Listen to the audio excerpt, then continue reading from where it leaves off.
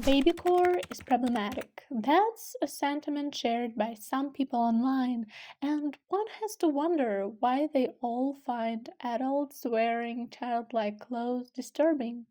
But is it really their business to dictate others' wardrobe choices? Today we are going to talk about BabyCore. We will analyze its fashion, historical influences, as well as some issues associated with it. Warning: this video contains topics of body image, trauma, age regression, as well as adult themed representation of children. As you may have already guessed it from the name, babycore is an aesthetic that draws its inspiration from the imagery associated with infancy, childhood, nostalgia, and things like that. Babycore can be considered a subcategory of kawaii aesthetic, as they both focus on innocence, childhood, but babycore is more focused on like baby themed stuffs and infancy in general, so it's like younger childhood. Moreover, I found an opinion online that babycore is a subcategory of kidcore. However, I disagree with it because kidcore uses bolder colors, more cartoon-like graphics, and it's more representative of the like pop culture of the 90s and early 2000s, and especially these are the school times for that period. So yeah, I wouldn't call them in any way compatible. However, they have one common feature: they are both associated with the infantilization of the Gen Z, but more on that later. There is an active babycore community on Tumblr. They often post things connected with plushies, some desserts, and all the things that are representative of babycore. However, it's important to note that they even created a special hashtag, not just babycore but real babycore, because their stuff is often intertwined with age regression, and they wanted to distinguish themselves from this hashtag. If you don't know, age regression is a psychological phenomenon in which an individual reverts to a earlier psychological or mental states in their development, often done to cope with trauma or stress. There are two main types of age regression: therapeutic age regression, when it is used to help individuals to process and kind of address their past experiences, as well as non therapeutic age regression, when individuals engage in age regression as a sort of escapism or stress relief. This can involve adopting childlike behaviors, also maybe engaging in play or using some specific objects or items in order to evoke a sense of childhood.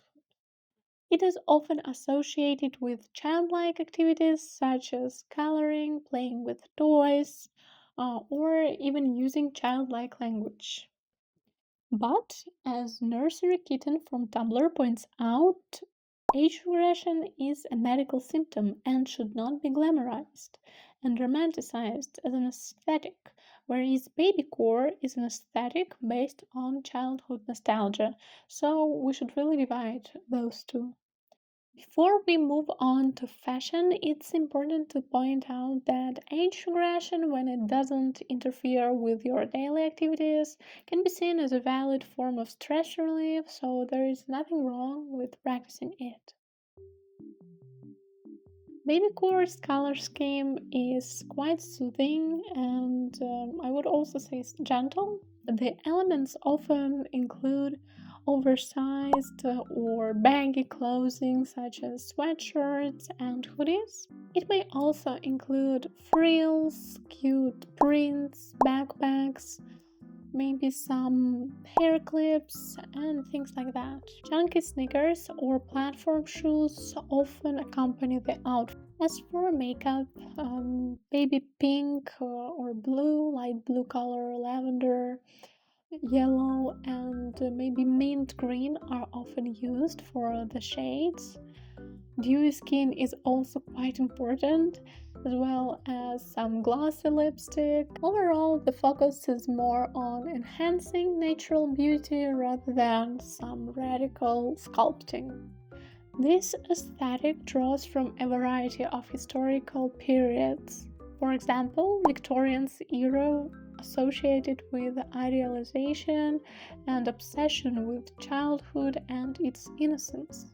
Before that time, children were often viewed as these small adults, but a shift in perception and philosophical thinking also marked a shift in fashion. Traits such as pastel colors, petticoats, maybe some layering, like a lot of layering, yeah. Uh, Also frills, bows, lace, pleats, all of them were associated with childhood fashion at that time. Babycore aesthetic was, of course, formed not only by the Victorian era, but I would say that it's mostly associated with the trend, and we could even say the overall longing for simpler times, often associated with Gen Z's desire to escape this chaotic world and remember simpler times. The resurgence of 80s and 90s pop culture plays a significant role in Babycore because characters such as Hello Kitty uh, have had a great and significant impact upon it. Some people believe that helicopter parenting, as well as the influence of social media and an increased role of mental health, have led to a more prolonged adolescence. Others argue that each generation is individual and Gen Zs are not particularly infantile. However, there is an obvious evidence to suggest that corporations create more and more childlike objects for adults. This trend can be observed in various aspects, including home decor, fashion, and entertainment. There is an obvious market demand as well for nostalgia and whimsy because we all know about different toys, childlike figurines, etc., and they're all focused not only on children. Obviously, adults want to obtain them as well. Market research and consumer behavior studies often showcase that adults find comfort in these objects that remind them of their childhood. In an article, Infantilization and Fashion, Ruth Croft underlines that it is Gen Z in particular who have chosen to implement this style. They are taking their childhood aesthetic and romanticizing it. Through this, we have to consider whether this trend is also a reflection of society's obsession with prioritizing and preserving youth. It is honestly not surprising that such trends are popular as the desire to look youthful has been present in our society for a very long time. In my opinion, one of the main problems with such trends in fashion is the fact that not a lot of people can look so young, to have this perfect dewy skin, and in general, there are not a lot of people who look like the standard of it.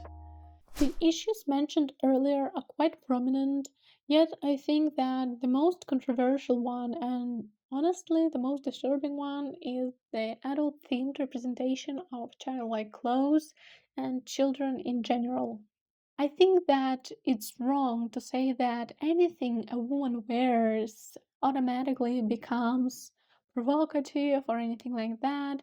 It really does diminish a woman to an object like state. However, we cannot deny the fact that there are a lot of people who post provocative content in childlike clothes, and it is very disturbing. But it doesn't mean that there is a problem with babycore aesthetic because usually its followers or members underline the fact that There is no such an undertone in it. Unlike a baby girl aesthetic, which focuses on this interplay or role play of receiver and caregiver, and it is based on this age play dynamics.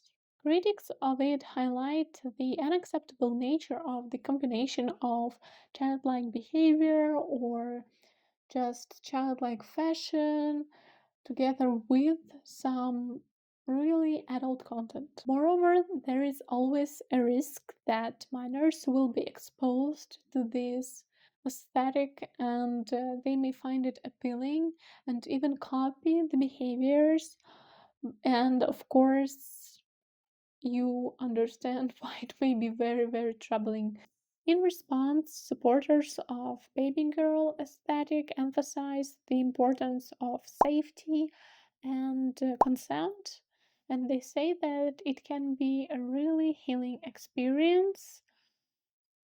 Also, they say that it doesn't really endorse any harmful relationships with minors.